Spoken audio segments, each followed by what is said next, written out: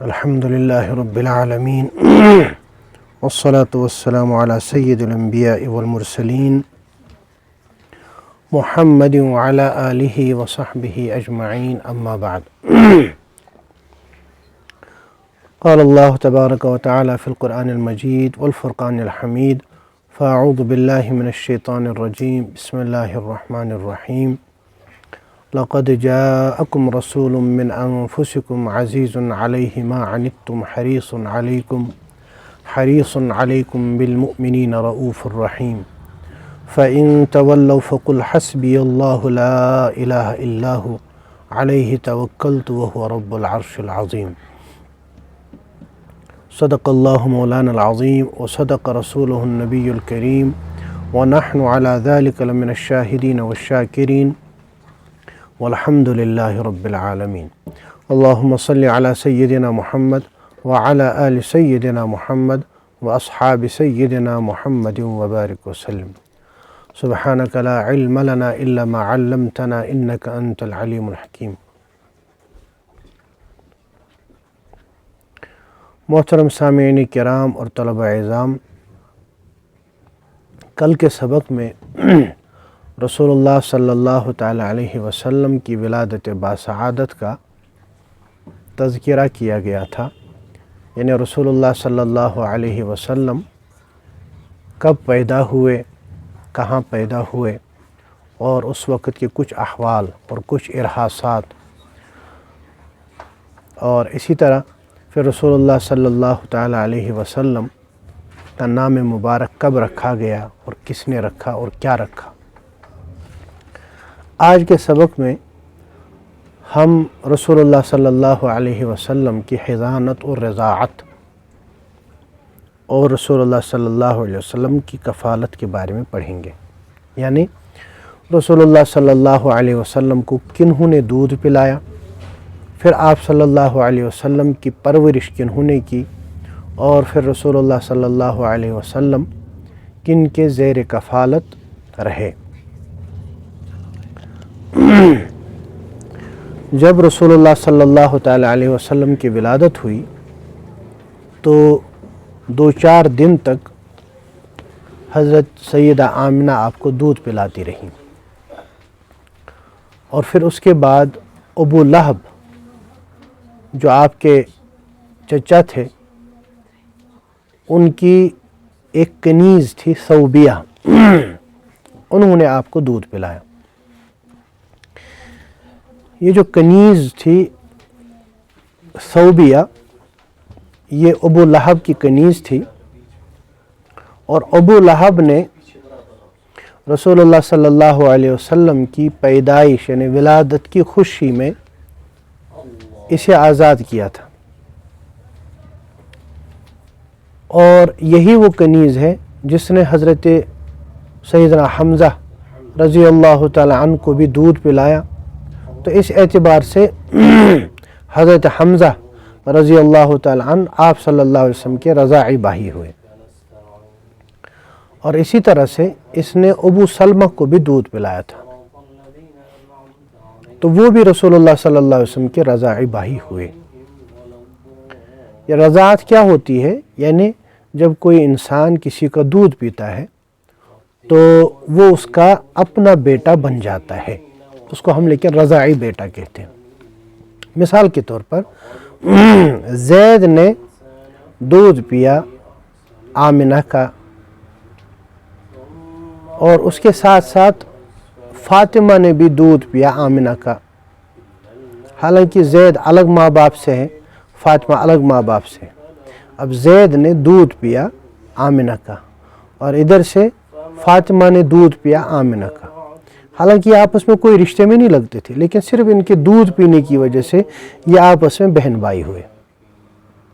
جس طرح وہ احکام ہیں یعنی سگے بھائی بہنوں کے، بالکل اسی طرح کے احکام ان کے بھی ہیں، یعنی اب ان کا آپس میں رشتہ حرام، اور پھر ان کے باقی جو رشتہ دار ہیں، جیسے کل زید کا بچہ پیدا ہوا، کل زید کا کوئی بیٹا پیدا ہوا، تو یہ جو فاطمہ ہے یہ اس کی پھوپھی ہوئی، اور اسی طرح سے کل फातिमा का कोई बच्चा पैदा हुआ तो ज़ैद उसका मामू है, यानी बिल्कुल सगे मामू की तरह। जिस तरह सगा मामू उसके साथ रिश्ता नहीं कर सकता, बिल्कुल इसी तरह ये ज़ैद जो है उस फातिमा के बेटे के साथ या किसी बच्ची के साथ रिश्ता नहीं कर सकता।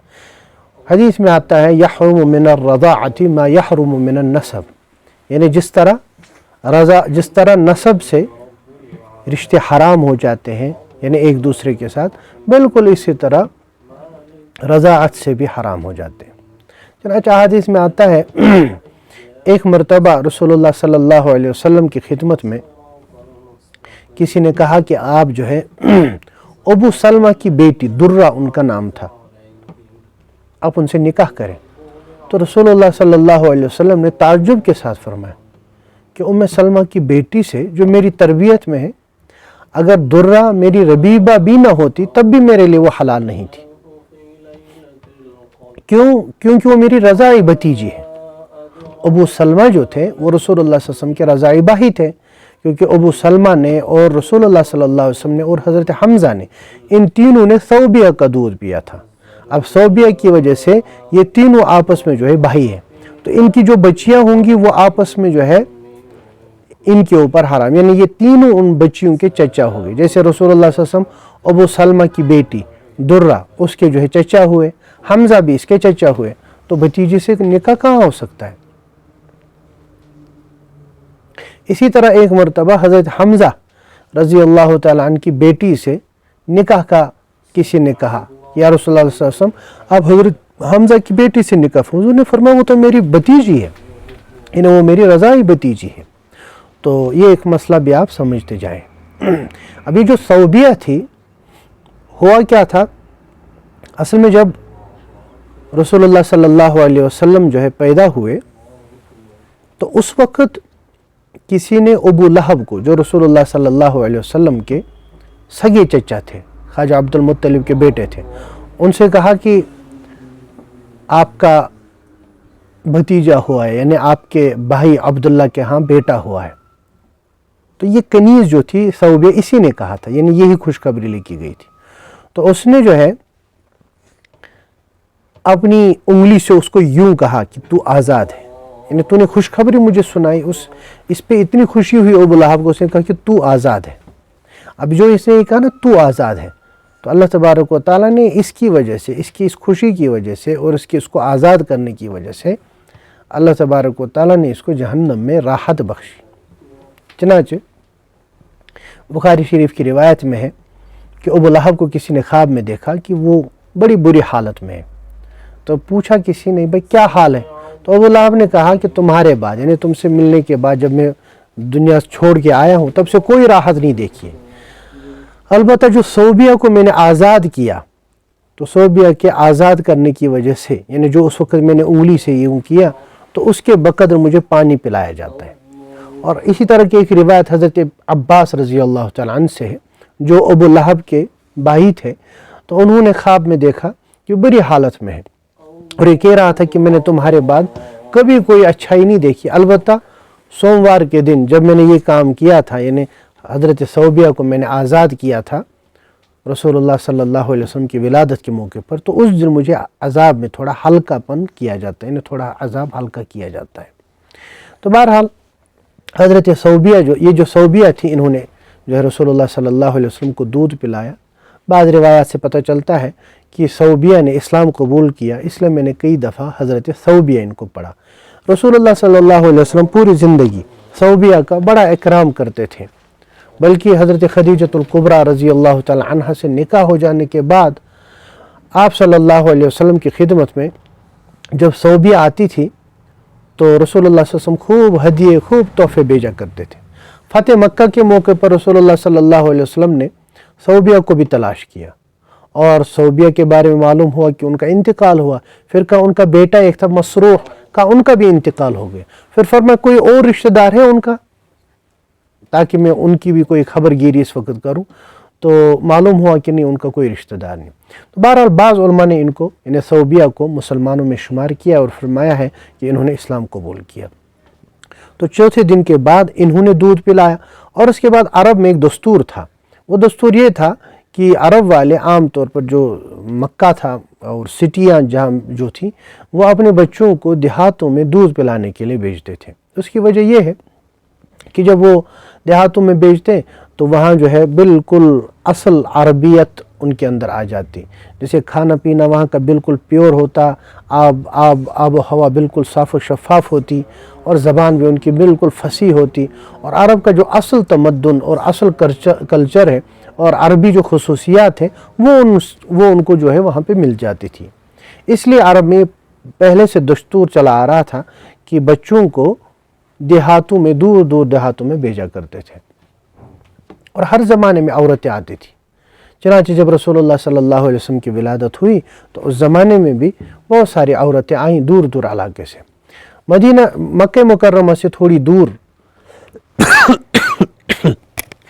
طائف کے سائڈ میں ایک قبیلہ آباد تھا، بنو سعد۔ جو بنی سعد تھا وہاں کی عورتیں مکہ آئی تاکہ بچوں کو لے لیں، شیرخوار بچوں کو، اور پھر ان کو دودھ پلائیں۔ ان کا فائدہ یہ ملتا تھا کہ ان کو ان کا حق الخدمت دیا جاتا تھا، یعنی ان کے بچوں کے والدین ان کو پھر خدمت کے طور پر جو ہے کچھ دیا کرتے تھے، جس سے ان کا گزارا چلتا تھا۔ تو آئی، ان میں ایک عورت تھی جس کا نام حلیمہ آیا ہے، تو ان کو حلیمہ سعدیہ کہا جاتا ہے۔ حلیمہ تو اصل نام تھا، اور بنی سعد کی طرف ان کی نسبت یعنی اس قبیلے سے تعلق رکھتی تھی، اس لیے ان کو حلیمہ سعدیہ کہا جاتا ہے۔ تو جب سب آئیں، اور حضرت حلیمہ سعدیہ خود فرماتی ہے کہ میں اپنے شوہر کے ساتھ آئی تھی، اور میرے ساتھ ایک شیرخوار بچہ، یعنی میرا خود کا اپنا بھی بچہ تھا جو دودھ پیتا تھا۔ فرماتی جب ہم آئے تو سواری کے لیے ہمارے پاس ایک لاغر دبلی پتلی سی ایک گدھی تھی اور ایک اونٹنی تھی، یہ دو ہمارے ساتھ جانور تھے، اور حال یہ تھا کہ ایک قطرہ دودھ بھی نہیں نکلتا تھا، کیونکہ ہم جو ہے قحط سالی سے گزر رہے تھے، اور ہمارے بچے جو ہے وہ رات کو سوتے بھی نہیں تھے، روتے رہتے تھے، کیونکہ رات بھر ان کو دن بھر ان کو کوئی کچھ ملتا ہی نہیں تھا، اور مجھے بھی کوئی دودھ وغیرہ نہیں تھا کیونکہ کوئی خوراک ہی نہیں تھی۔ اس لیے جب آئے تو یہ چاہتے تھے کہ ہمیں کوئی اچھا سا بچہ ملے، اچھے گھرانے کا بچہ ملے، تاکہ وہ جو ہے خوب مال وغیرہ ہمیں ملے۔ لیکن جب دیکھا کہ سب لوگ آتے گئے اور رسول اللہ صلی اللہ علیہ وسلم کے بارے میں پتہ چلتا کہ ان کے والد صاحب تو ہیں ہی نہیں، ان کا تو انتقال ہو چکا ہے، اس لیے سب وہاں سے واپس چلے جاتے تھے۔ اس وقت ہر کوئی سوچتا تھا یہ تو یتیم ہے، ان کے یہاں ہمیں کیا ملے گا، ان کا والد ہی نہیں تو وہ کیا دے دیں گے باقی لوگ۔ حضرت حلیمہ سعدیہ فرماتی ہے کہ جب سب کو بچے ملے، ہم نے بھی جو ہے تلاش کیا لیکن کہیں نہیں ملا، تو پھر جب نکلنے کا وقت آیا تو حلیمہ کہتی ہیں کہ میرے دل میں یکایک یعنی اچانک دل میں اس یتیم کے لیے بڑا شدید تقاضا ہوا، یعنی بہت دل میں جو ہے اس کی طرف میلان ہوا، اور میں کہنے لگی کہ مجھے تو اس کو لینا ہی ہے۔ تو کہتی ہیں کہ میں اپنے شوہر سے ملی اور ان سے کہا کہ میں اس یتیم ہو کو لوں گی، کیونکہ مجھے لگتا ہے کہ اللہ تبارک و تعالی جو ہے اس میں ہمارے لیے برکت رکھیں گے۔ تو شوہر نے کہا بہت اچھی بات ہے، جب تجھے ایسا لگتا ہے تو ٹھیک ہے لے آؤ۔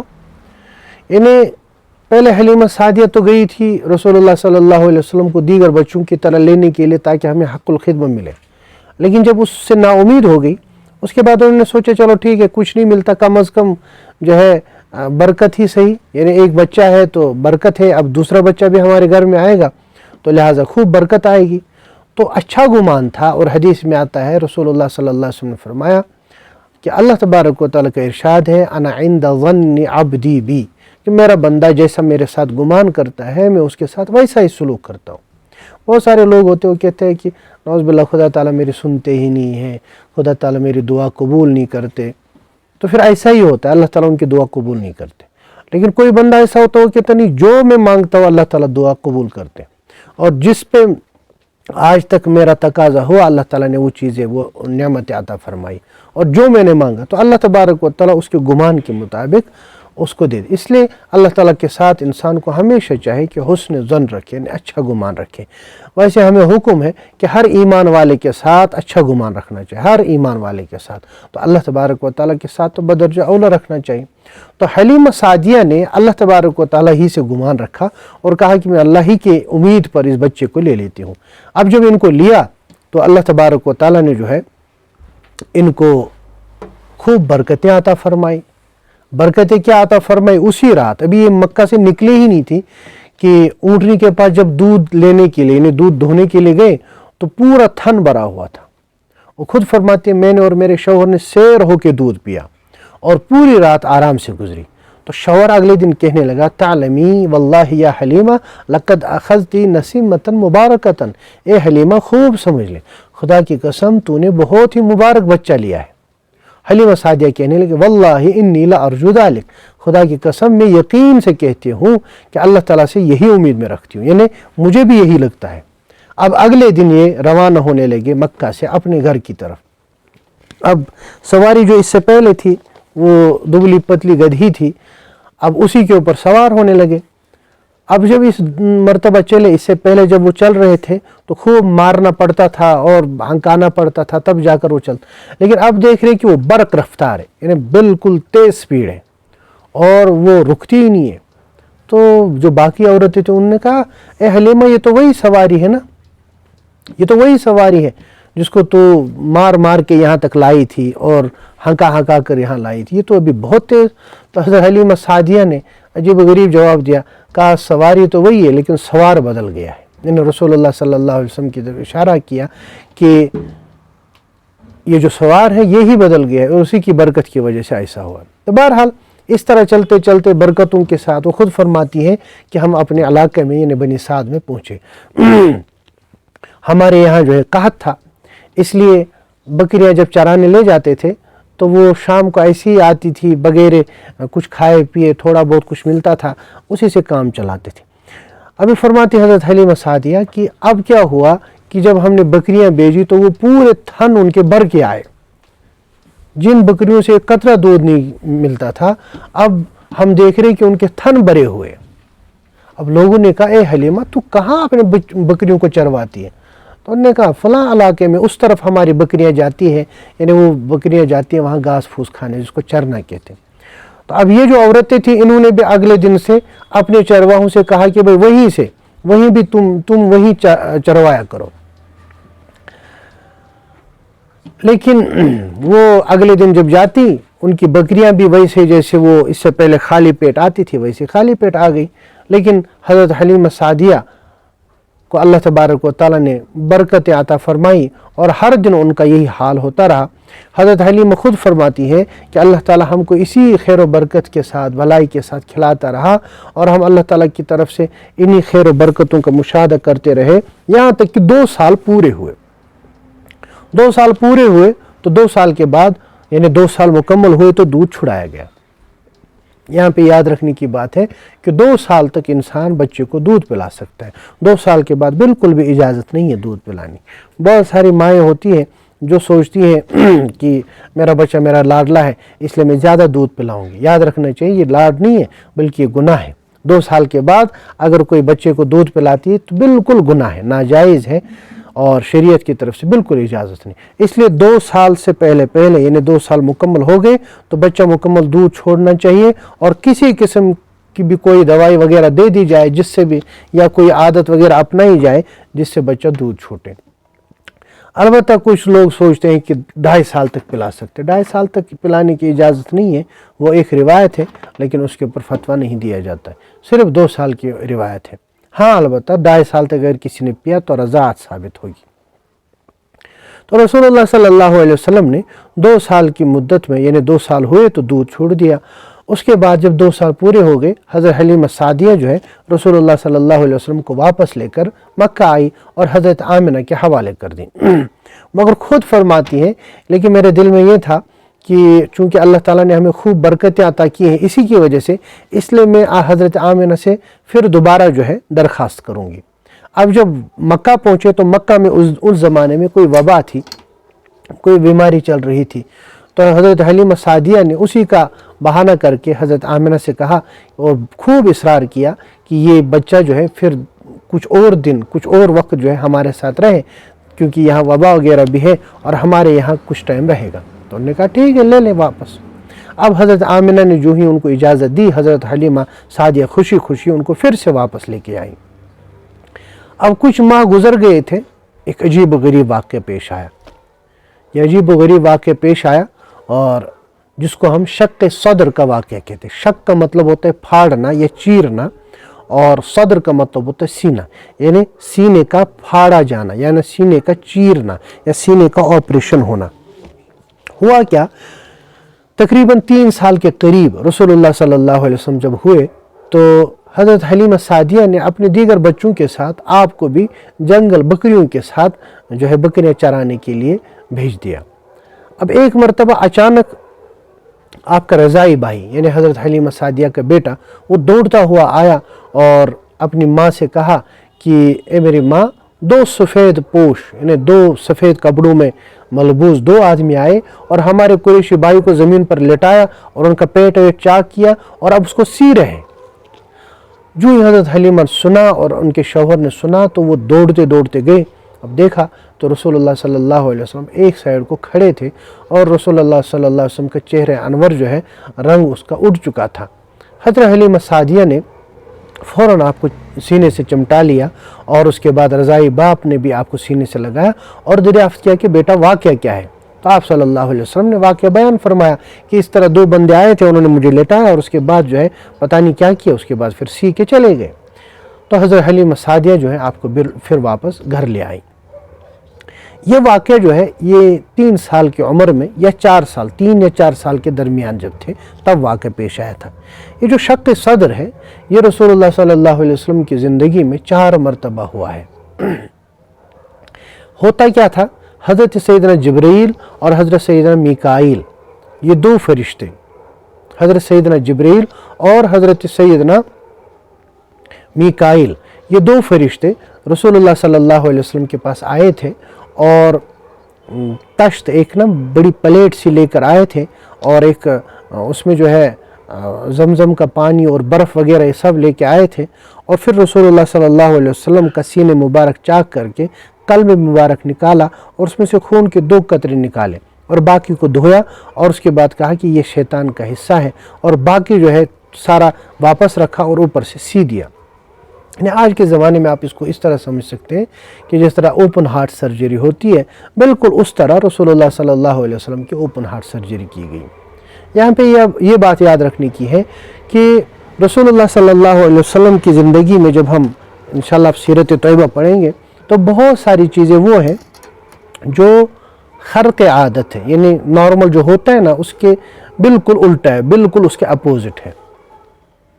تو یہ جو چیزیں ہوتی ہیں یعنی جو چیزیں خرق عادت ہو، عام طور پر کسی سے وہ نہ ہو سکے، اگر وقت کے پیغمبر کے ذریعے سے وہ ہو جائیں تو اس کو کہا جاتا ہے معجزہ۔ اور رسول اللہ صلی اللہ علیہ وسلم کی زندگی میں بہت سارے اس طرح کے معجزات ہوئے ہیں۔ چنانچہ حضرت امام بیہقی رحمۃ اللہ علیہ کی کتاب دلائل النبوہ اور اس میں، اور اسی طرح سے الخصائص الکبریٰ، اس میں حضرت جلال الدین سیوطی رحمۃ اللہ علیہ نے سینکڑوں معجزات رسول اللہ صلی اللہ علیہ وسلم کے بیان کیے ہیں، یعنی اس طرح کے معجزات۔ اب یہ شق صدر بھی معجزات میں سے۔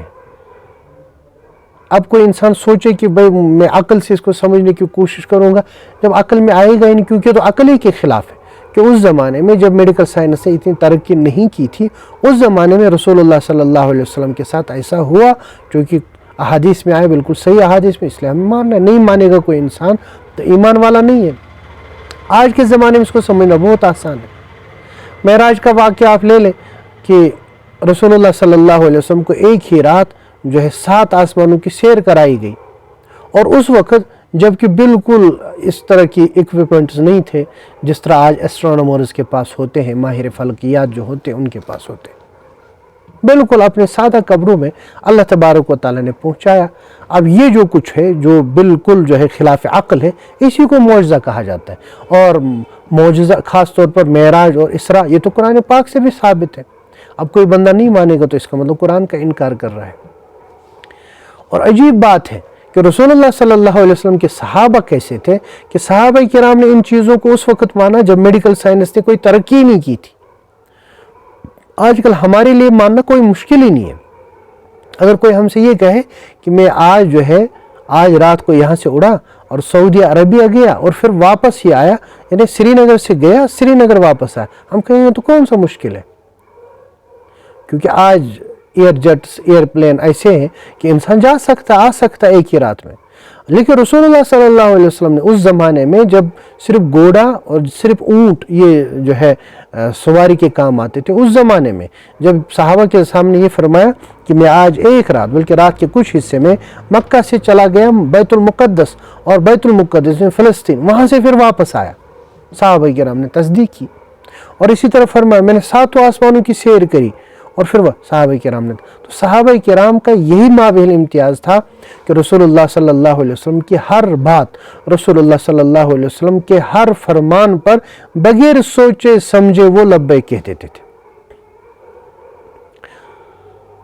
تو یہ جو واقعہ شق صدر، یہ بھی انہی واقعات میں سے جن کو ہم معجزات کہتے ہیں، لیکن آج کے زمانے میں اس کو سمجھنا کوئی مسئلہ نہیں ہے۔ جب آج ہمارا کوئی نارمل ڈاکٹر، میڈیکل سائنس کا جاننے والا، وہ اوپن ہارٹ سرجری کر سکتا ہے کسی بندے کی، تو فرشتے جو اللہ تبارک و تعالیٰ کے جو ہے عجیب و غریب مخلوق ہے، وہ کسی انسان کی اوپن ہارٹ سرجری کیوں نہیں کر سکتے؟ بہرحال یہ جو شق صدر کا واقعہ ہوا، یہ شق صدر کا واقعہ پوری عمر مبارک میں 4 مرتبہ ہوا ہے، اور صحیح احادیث سے ثابت ہے 4 مرتبہ۔ پہلی مرتبہ تو یہی ہے جب آپ صلی اللہ علیہ وسلم کی عمر مبارک 3 یا 4 سال کی تھی، اور اس وقت کیوں ہوا؟ تاکہ بچوں کے اندر جو کھیلنے کودنے کی خصلتیں ہوتی ہیں وہ رسول اللہ صلی اللہ علیہ وسلم کے اندر نہ رہے، کیونکہ آپ صلی اللہ علیہ وسلم کو اس لیے تو مبعوث نہیں کیا گیا تھا کہ یہ بچپن میں کھیلیں، بلکہ آپ کا ویژن اور آپ کا مشن تو بہت بڑا تھا۔ اور پھر اس کے بعد دوبارہ جب 9 یا 10 سال کی عمر میں پہنچے، تو اس وقت کیوں؟ اس وقت جو ہے ایک نوجوان کے اندر، ایک بچے کے اندر اب وہ ہارمونز آنے لگتے ہیں جس کے ذریعے سے وہ بالغ ہوتا ہے، اور اب اس کے اندر جو ہے خواہشات وغیرہ چیزیں آتی ہیں۔ اب رسول اللہ صلی اللہ علیہ وسلم کو ناپاک ناجائز خواہشات سے پاک کرنے کے لیے وہ کیا گیا۔ بعض روایتوں میں اور اس کے بعد تیسرے کا بھی آیا ہے، یعنی 19-20 سال کی عمر کا، لیکن صحیح روایتوں میں صرف 4، ایک تو یہ 2، اور پھر تیسرا جب رسول اللہ صلی اللہ علیہ وسلم کو نبوت عطا ہونی تھی، یعنی جب آپ غار حرا میں تھے اور اللہ تبارک و تعالیٰ کی طرف سے وحی نازل ہونے والی تھی۔ اب اس سے پہلے بھی شق صدر کیا گیا، کیوں؟ قرآن پاک ایسا کلام تھا جس کا تحمل پہاڑ اور یہ کائنات نہیں کر سکتی تھی، لیکن قلب محمد صلی اللہ علیہ وسلم نے اس کا تحمل کیا، تو اس قلب مبارک کو اس کے برابر بنانے کے لیے، یعنی وہ اس کا بار سہ سکے، اس کے لیے شق صدر کیا گیا۔ اور اس کے بعد آخری مرتبہ جب رسول اللہ صلی اللہ علیہ وسلم کو معراج کرائی گئی۔ معراج کیا مطلب؟ وہی جیسے میں نے ذکر کیا، اب چونکہ معراج میں عجائب قدرت، یعنی اللہ تبارک و تعالیٰ کی وہ عجائبات جو انسان کے ذہن، انسان کے دماغ میں بھی نہیں آ سکتے، وہ رسول اللہ صلی اللہ علیہ وسلم کو دکھلانی تھی، تو اس وقت جو ہے شق صدر کیا گیا تاکہ آپ صلی اللہ علیہ وسلم قلب مبارک ان چیزوں کا تحمل کر سکے۔ ظاہر سی بات ہے، ہم چھوٹی سی چیز کو لے کے ڈر جاتے ہیں۔ اب رسول اللہ صلی اللہ علیہ وسلم نے فرشتوں کو اصلی شکل میں دیکھا، جنات کو دیکھا، انسانوں کو دیکھا، اور پھر اوپر کیا مخلوقات ہیں 7 آسمانوں میں، ان کو دیکھا، جنت کو دیکھا، جہنم کو دیکھا، ڈرونی چیزیں دیکھی اور خوشنما چیزیں دیکھی، تو ان تمام کے لیے قلب مبارک کو تیار کرنا تھا، تو اس لیے اللہ تبارک و تعالیٰ نے اس مبارک موقع پر بھی آپ کا شق صدر فرما دیا۔ تو یہ 4 موقعوں پہ شق صدر ہوا ہے، اور یہ چاروں کے موقع کی شق صدر والی جو باتیں ہیں یہ بالکل صحیح روایت سے ثابت ہیں۔ چنانچہ ایک عبارت ہے، یعنی ایک کوٹیشن ہے علامہ قسطلانی اور علامہ زرقانی رحمۃ اللہ علیہ کی۔ یہ علامہ قسطلانی اور علامہ زرقانی کون ہے؟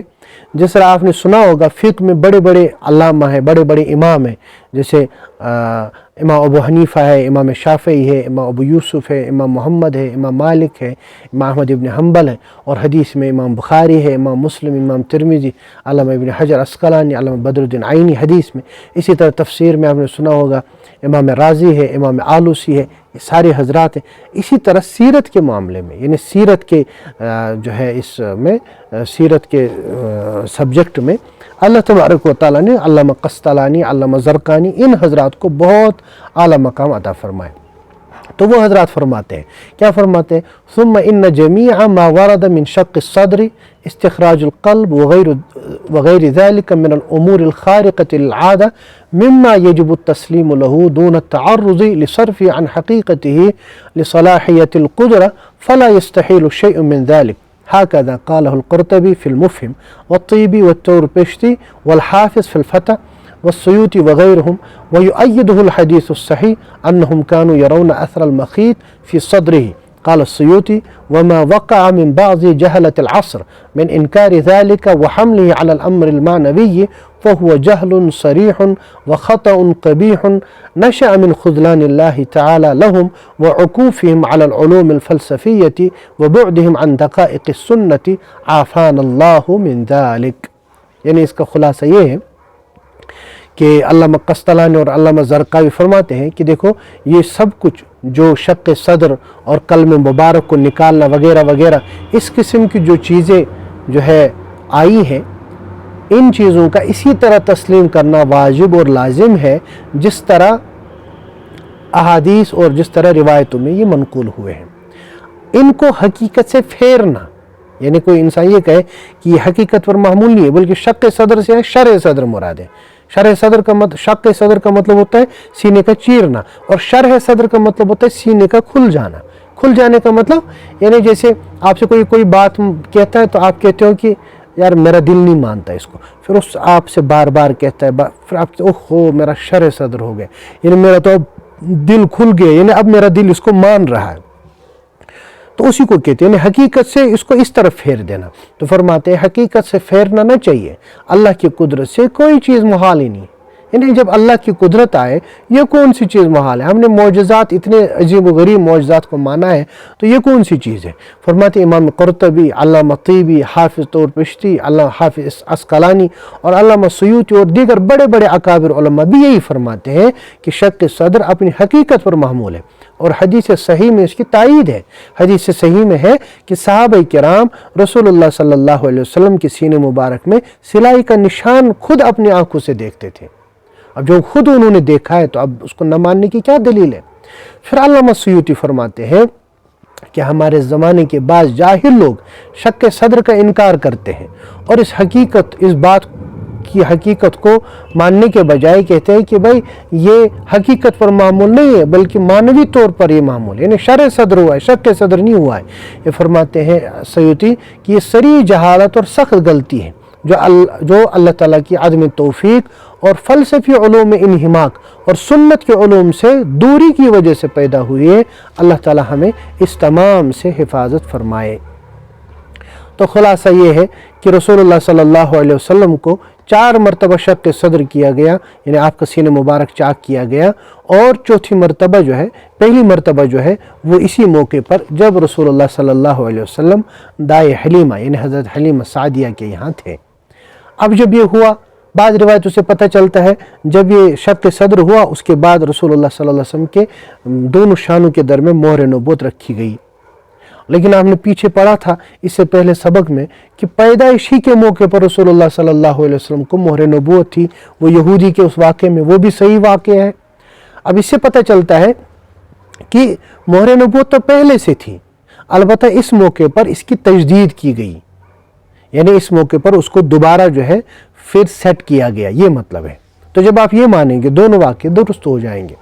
بہرحال جب یہ واقعہ ہو اور عجیب و غریب واقعہ تھا تو حضرت حلیمہ سعدیہ تھوڑی ڈرنے لگی، ان کو یہ اندیشہ ہوا کہ کوئی صدمہ نہ پہنچے اس کو، اس لیے فوراً رسول اللہ صلی اللہ علیہ وسلم کو لے کر حضرت آمنہ کے پاس آئیں، اور حضرت آمنہ یعنی والدہ ماجدہ کو ان کے پاس لی، اور جب ان کے پاس لیا اور پورا واقعہ سنایا، کہتے حضرت آمنہ کو جب پورا واقعہ سنایا تو ان کو بالکل کوئی پریشانی نہیں ہوئی اس واقعے سے، یعنی جیسے تھی بالکل ہوئی، یعنی جیسے کوئی عجیب غریب بات ہی نہیں تھی۔ اس کی وجہ یہ تھی کہ حضرت آمنہ نے حمل کے دوران جب رسول اللہ صلی اللہ علیہ وسلم کے شکم مبارک میں تھے اس وقت ہی وہ خیرات، وہ برکات، وہ عجیب و غریب چیزیں دیکھی تھی کہ ان کو ان چیزوں سے کوئی فرق نہیں پڑنے والا تھا، بلکہ الٹا اس وقت انہوں نے کہا کہ میرے اس بیٹے کی شان بہت بڑی ہوگی، اور یہ جو میرا بچہ ہے شیطان اس تک نہیں پہنچ سکتا، لہٰذا تم بالکل مطمئن رہو، اسے کوئی تکلیف نہیں پہنچ سکتی۔ یہ حضرت حلیمہ سعدیہ نے حضرت آمنہ نے اس وقت یعنی فرمایا جب حضرت حلیمہ سعدیہ جو ہے رسول اللہ صلی اللہ علیہ وسلم کو واپس لے کر آئیں۔ بہرحال اس کے بعد رسول اللہ صلی اللہ علیہ وسلم اپنی والدہ ماجدہ حضرت آمنہ کے پاس رہنے لگے، اور جب 6 سال کے ہوئے 6 साल के हुए तो हज़रत आमिना ने इरादा किया कि हम मदीना तैयबा जाएं, क्योंकि नन्हीहाल वहीं का था कि हज़रत हलीमा हज़रत आमिना वो तो वहीं की थी, मदीना तैयबा की। तो लिहाजा हज़रत आमिना ने मदीना तैयबा का इरादा किया और रसूलुल्लाह सल्लल्लाहु अलैहि वसल्लम को भी साथ ली और एक खादिमा थी उम्मे ऐमन, उनको भी साथ लिया। उसके बाद मदीने में रहे, तकरीबन 1 महीने तक वहीं रहे, 1 महीने तक क़याम किया। 1 महीने के बाद अब इरादा किया कि अब वापस मक्का आए। हदीस में आता है कि जब वापस आए, अब मदीना मुनव्वरा से जब निकले, कुछ वक्त जब चले, यानी मदीना मुनव्वरा से बहुत दूर चले गए, लेकिन मक्का से भी काफ़ी दूर थे, तो एक जगह आती है अबवा। तो अबवा जब पहुँचे तो हज़रत आमिना का इंतकाल वहीं पे हो गया और साथ में सिर्फ उम्मे ऐमन थी और रसूलुल्लाह सल्लल्लाहु अलैहि वसल्लम थे। बिल्कुल एक वीरान इलाका है, बिल्कुल एक जंगल इलाका है, वहीं पे उनका इंतकाल हुआ है। फिर उनके इंतकाल के बाद हालात क्या थे, कुछ किसी रिवायत में नहीं है, कोई तफसीलात नहीं है। हाँ, अलबत्ता कुछ बाद रिवायत से पता चलता है कि जब रसूलुल्लाह सल्लल्लाहु अलैहि वसल्लम उस वक़्त जो है जब उनको दफन किया गया था हज़रत आमिना को, तो रसूलुल्लाह सल्लल्लाहु अलैहि वसल्लम को देखा गया कि रसूलुल्लाह सल्लल्लाहु अलैहि वसल्लम अपनी वालिदा की कब्र मुबारक के साथ चिपटे हुए हैं और रो रहे हैं। उसके बाद उम्मे ऐमन ने उनको लिया और फरमाया और जो है मक्का की तरफ चल दिए। तो फरमाते अचानक मैंने देखा कि पीछे तो मोहम्मद है ही नहीं। जब देखा तो फिर वापस चले गए थे और अपनी वालिदा की कब्र के साथ चिमटे हुए रो रहे थे। तो इन हालात में 6 साल का बच्चा कि उसकी वालिद साहब तो पहले इंतकाल कर गए हैं, अब वालिदा है, अब वालिदा भी जो है इंतकाल कर गई और उसी हालत में इनको उम्मे ऐमन जो है मक्का वापस ले आई। अब मक्का वापस जब आ गए तो दादा ख्वाजा अब्दुल मुत्तलिब थे, उनके सुपुर्द किया और अब्दुल मुत्तलिब अब इनकी खूब ज़्यादा जो है कफ़ालत करने लगे और उनको खूब अपने साथ रखने लगे। रिवायात में आता है कि अब्दुल मुत्तलिब जब मस्जिद हराम यानी खाने काबा के पास में बैठते थे तो खाने काबा के साए में आपके लिए ख़ास फर्श बिछाया जाता था और चूँकि सरदार थे लिहाजा किसी की हिम्मत नहीं होती थी कि वो कदम रखे।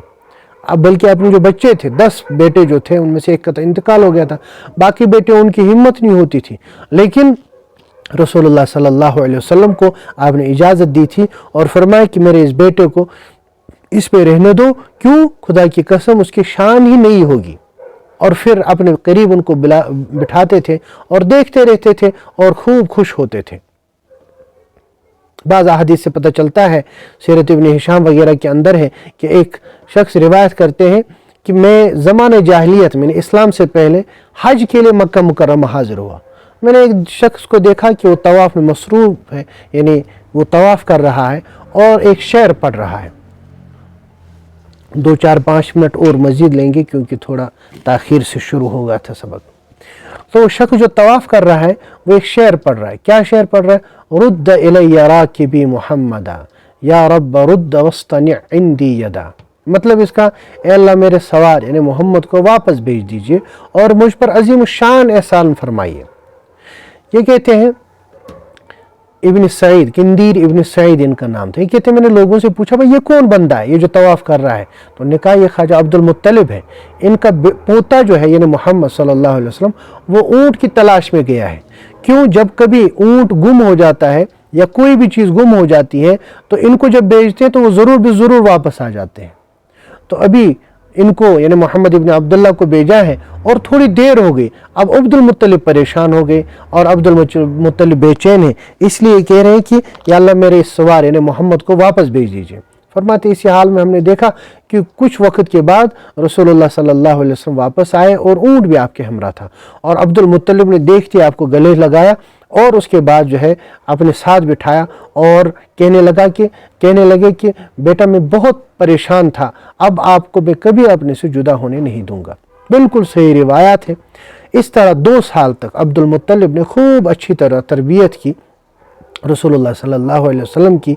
जब आप सल्लल्लाहु अलैहि वसल्लम की उम्र मुबारक 8 साल हुई तो अब्दुल मुत्तलिब का भी इंतकाल हुआ और जब अब्दुल मुत्तलिब का इंतकाल हो रहा था उस वक्त उनकी उम्र बाज़ रिवायतों के मुताबिक 82 यानी 82, बाज़ रिवायतों के मुताबिक 85 और बाज़ रिवायतों के मुताबिक 95 और बाज़ रिवायतों में 100 से ज़्यादा।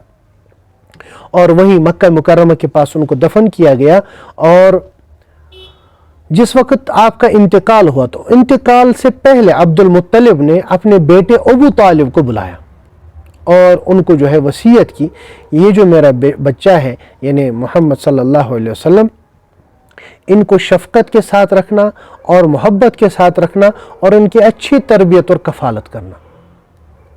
جس وقت پھر عبد المطلب کا انتقال ہوا، رسول اللہ صلی اللہ علیہ وسلم بھی اس جنازے میں شامل تھے اور حضور پاک صلی اللہ علیہ وسلم کی عمر مبارک اس وقت 8 سال کی تھی۔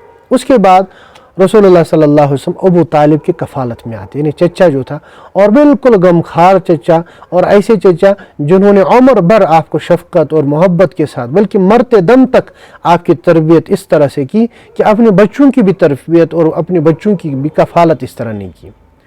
لیکن عجیب اتفاق ہے کہ اللہ تبارک و تعالیٰ نے ان کو ایمان عطا نہیں کیا۔ وہ پوری تفصیل جو ہے ان کے انتقال کے وقت آئے گی کہ جب رسول اللہ صلی اللہ علیہ وسلم نے نبوت کا اعلان کیا اور اس کے بعد پھر جب ان کا انتقال ہوا تو اس وقت جب انتقال ہوا تو کیا ہوا تھا وہ انشاءاللہ تب بتائیں گے۔ ابو طالب ابھی جو ہے جب انہوں نے ان کی تربیت شروع کی یا رسول اللہ صلی اللہ علیہ وسلم ان کی کفالت میں گئے تو بہت سارے عجیب و غریب واقعات پیش آئے بچپن ہی میں۔ ایک عجیب و غریب واقعہ اور بالکل معجزہ رسول اللہ صلی اللہ علیہ وسلم کا وہ یہ پیش آیا کہ ایک مرتبہ مکہ میں بڑا سخت قحط پڑا، اور قحط اتنا پڑا کہ لوگ ابو طالب کے پاس آئے اور درخواست کی کہ آپ کے دادا یعنی آپ کے والد صاحب عبد المطلب دعا کیا کرتے تھے، اب تو وہ نہیں ہے، اس لیے آپ دعا کیا کریں۔ تو ابو طالب نے کہا ٹھیک ہے۔ اس کے بعد وہ خانہ کعبہ کے پاس گئے اور رسول اللہ صلی اللہ علیہ وسلم کو بھی لے کے گئے اور اس کے بعد دعا کرنے لگے۔ رسول اللہ صلی اللہ علیہ وسلم نے جو ہے اپنی انگلی مبارک سے اشارہ کیا بادلوں کی طرف، تو اچانک سارے بادل آ گئے اور پورے مکہ میں بارش ہوئی۔ تو ابو طالب نے اسی موقع پر وہ مشہور ان کا جو قصیدہ ہے، شعر ہے، وہ پڑھا تھا کہ وَأَبْيَضُ يُسْتَسْقَى الْغَمَامُ بِوَجْهِهِ ثِمَالُ الْيَتَامَى عِصْمَةٌ لِلْأَرْحَمِ، یعنی رسول اللہ صلی اللہ علیہ وسلم کے بارے میں فرماتے ہیں کہ رسول اللہ صلی اللہ علیہ وسلم ایسے روشن اور منور چہرے والے ہیں کہ ان کی برکت سے خدا سے بارش مانگی جاتی ہے، اور یہ رسول اللہ صلی اللہ علیہ وسلم یتیموں کی پناہ اور بیواؤں کا ملجا اور ماوا ہے۔ انہیں رسول اللہ صلی اللہ علیہ وسلم کی ذات ایسی ہے، آپ کا چہرہ مبارک اتنا جو ہے ایسا منور ہے کہ اس کے ذریعے سے ہم اللہ تبارک و تعالیٰ سے بارش طلب کرتے ہیں۔ تو اس طرح آپ تربیت کرتے رہے، اور پھر رسول اللہ صلی اللہ علیہ وسلم کی عمر مبارک 12 سال ہوئی، اور 12 سال کی عمر سے آپ کو خواجہ ابو طالب نے اپنے ساتھ تجارت میں بھی لگایا۔ لیکن آگے کے واقعات جو ہے یعنی 12 سال کی عمر کے بعد کے واقعات وہ انشاءاللہ کل کے سبق میں بیان کریں گے۔ اللہ تبارک و تعالیٰ کہنے سننے سے زیادہ عمل کی توفیق عطا فرمائے، اور اللہ تبارک و تعالیٰ سیرت طیبہ پڑھنے اور سیرت طیبہ سمجھنے اور اس کے مطابق عمل کرنے کی توفیق عطا فرمائے۔ وآخر دعوانا ان الحمد للہ رب العالمین۔